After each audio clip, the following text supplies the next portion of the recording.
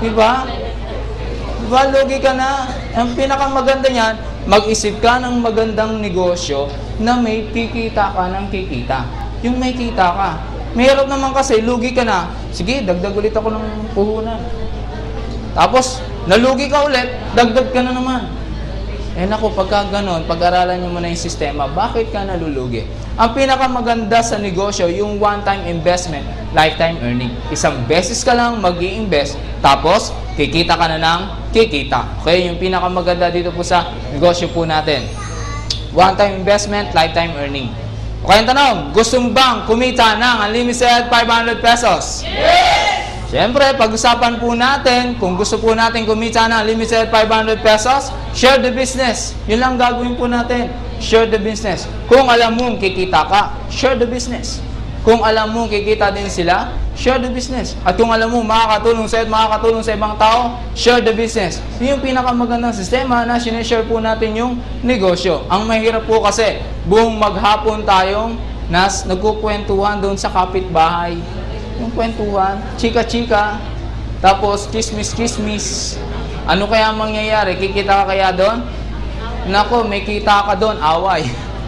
O, pupuntahan ka, susugudin ka ngayon. Bakit mo ako chinichismis? Ganon, di ba? Hindi naman totoo yun, ganon.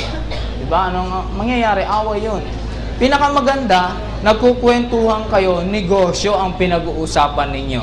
Tama? So yung pinakamaganda, i-share natin yung negosyo. At siyempre, pagka sineshare mo yung negosyo, may kita ka dyan. Okay, yun yung makikita mo, may kita ka. Okay, targetin po natin yung leveraging income. Okay, paano po ba tayo ma-leverage sa income? Ito po yung hindi na po tayo namumblema sa pera. Okay, pagka leveraging income na po tayo. Siyempre, pagka pinag-uusapan na po yung leveraging income, hindi naman po dito pinag-uusapan po yung kailangan malaki ang ipupuhunan mo. Kalating milyon, 1 milyon, o kaya 5 milyon o 10 milyon. Naalala nyo po ba yung isang kumpanya sa Brothers Company? Napakalaking kumpanya sa US, tapos bumaksak. Di po ba?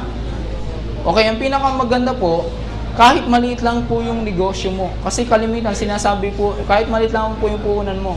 Kasi kalimitan na nangyayari, sinasabi po nila, pagka ikaw ay mamumuhunan sa negosyo, pagka maliit ang puhunan mo, maliit din ang kikitain mo. Pagka malaki ang puhunan mo, malaki din ang kikitain mo. Nire-reject ko po yung ganon. Kasi bakit? Sabihin na po natin, may kalating milyon ka, 1 milyon, 10 milyon. Pero kung walang sistema ang negosyo mo, ano mangyayari? Babaksak po yan pagka walang sistema. So, ang pinakamaganda, kahit maliit lang yung puhunan mo, basta may sistema, kikita ka ng kikita. Okay? So, kailangan may sistema. Yung negosyong papasukin po natin. Ngayon, paano po natin tatargetin po yung leveraging income? Okay, ganito lamang po ang gagawin po natin. Invest 1,000 pesos at ang kapalit ng 1,000 pesos mo is unlimited 500 pesos. Yung pinakamaganda, 1,000 pesos lang ang i-invest mo at ang kapalit niyan is unlimited 500 pesos. Ma'am, sir, magtanong na po kayo kung anong negosyo ang pwede mong itayo sa halagang 1,000 pesos. Meron po ba kayo naisip? Halagang 1,000 pesos, pwede nyo itayong pang negosyo? Nakikita ka ng unlimited 500 pesos? Okay, isipin na po natin. Yung mga nagtitinda ng mga turon, diba? Turon, sa, ano pa? Fishball. Okay, yung fishball, pagka nagtitinda ka ng fishball, ano kita mo? Fishball din ang kita mo dun Kasi kinabukasan, bibili ka na naman ng fishball. Tama? O, pagka nagtinda ka ng turon, turon din ang kita mo. Kasi kinabukasan, bibili ka na naman ng turon. Diba? So, ang pinakamagandang sistema po natin, invest 1,000 pesos dito sa Global Money at ang kapalit ng 1,000 pesos mo is unlimited 500 pesos. Okay? Okay, ito po yung pinakamaganda. Meron na po tayong business plan ng Global Money. Okay? Meron po tayong personal insurance. Okay? Okay, ano po yung cover po ng insurance po natin? Meron po tayong 100,000 accidental death and disability. Okay, doing this business, ang pinakamaganda, meron po tayong insurance. Okay, syempre, anuman po ang mangyari po sa atin, naka-insured po tayo. O hindi naman po natin pinag-uusapan dito na gusto nating mawala sa mundo. Sarap po pong mabuhay, tama? Lalo na pagka ikaw ay financial freedom. Pero pagka ikaw ay problemado sa pera, naku, yung iba. Papakamatay na pagka wala ng pera. Diba? So, ang pinakamaganda, targetin po natin yung financial freedom. So, meron pa po tayo dito sa insurance po natin, 100,000 accidental death and disability. Ano man po mangyari. Okay, yung insurance po natin, halimbawa, may nangyari po sa inyo ngayon. Okay? So, ang pinakamaganda po niyan, company na po ang magpapalabas po ng 100,000 pesos. Okay? Yung pinakamaganda para one time, yung oras na yon, ma-receive agad nila. Then, meron pa po tayong 5,000 medical reimbursement. Okay, paano po ito?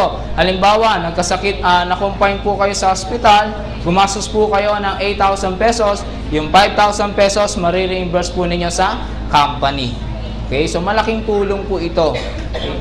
Then, meron pa po tayong 5,000 real assistance. Kung tumanggap ka ng 100,000 for accidental death and disability, meron ka pang 5,000 pesos pang kape. Okay, bilhin mo, dami, no? 5,000 pesos pang kape mo. Dagdagan mo na ng biskwit. Okay, so idagdag po natin yon. Okay, so joke lamang po yon. Okay? Then, meron pa po tayong 25,000 sa unprovoked murder and assault. Okay, paano po yan? Halimbawa, may nag-aaway po dyan, napadaan po kayo, nasaksak. Okay, 25,000 pesos po yun. Ngayon, kung gusto mong agad kumita, maghanap kayo ng nag-aaway. Okay, saan kaya may nag-aaway dito? Kailangan ko lang. 25,000 pesos, kailangan ko lang. Okay?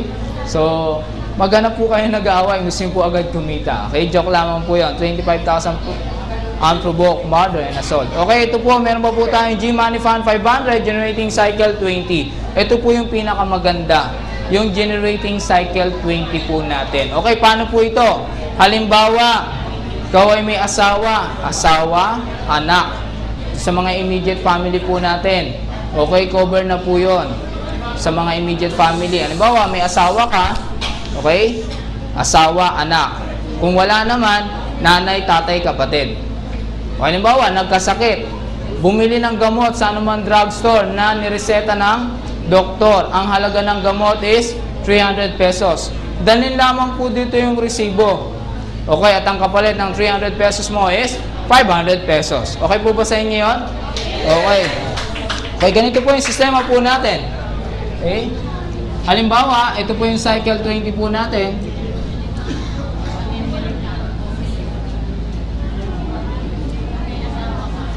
Generating cycle 20.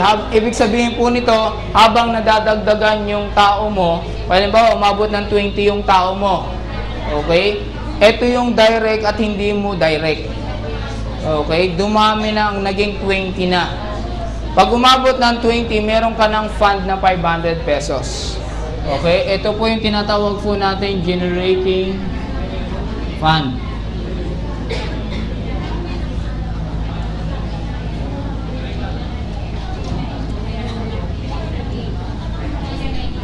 Okay, yan po yung G-Money Fund Generating Fund po natin ng Cycle 20 na 500 pesos. Pag umabot po ng 40 yung tao po ninyo, may magiging 1,000 pesos po yan.